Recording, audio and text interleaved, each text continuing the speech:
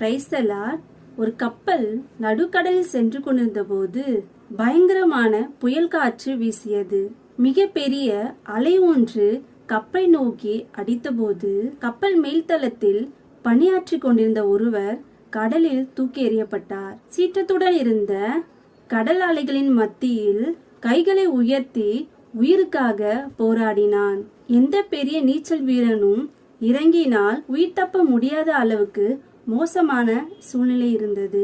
திடீரென ஒருவன் நான் செத்தாலும் சாகிறேன் என்று சொல்லி கடலில் குதித்தான்.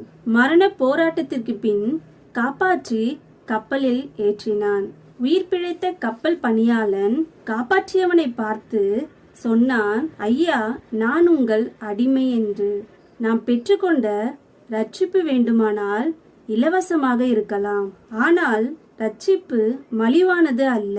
அதற்காக நம் கர்த்தர் சிலுவையில் செலுத்தின கிரயம் மிக விலை உயர்ந்தது. எபிரேயர் 2:4 பெரிதான ரட்சிப்பு என்று வேதம் சொல்கிறது.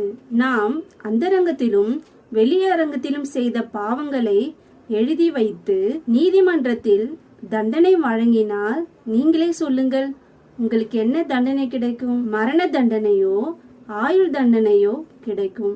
அதை ஒரு மனிதன் நம்மிடமிருந்து நீக்கினால் நீங்கள் அந்த மனிதனை குறித்து எத்தனை ஆச்சரியப்படுவீர்கள்? அதுதான் நமக்கு நடந்தது.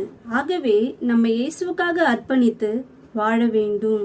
இந்த சிந்தனையோடு அர்ப்பணம் இருந்தால் கர்த்தருக்கு கீழ்ப்படிவது கடினமாக இருக்காது. இந்த அர்ப்பணத்தில் வாழ்ந்த வேதாகம பரிசுத்தவான்களுக்கு கர்த்தருக்காக மரிப்பது கூட கடினமாக தெரியவில்லை. உங்கள் அர்ப்பணிப்பு எப்படிப்பட்டது? சிந்திப்போம், அர்ப்பணிப்போம்.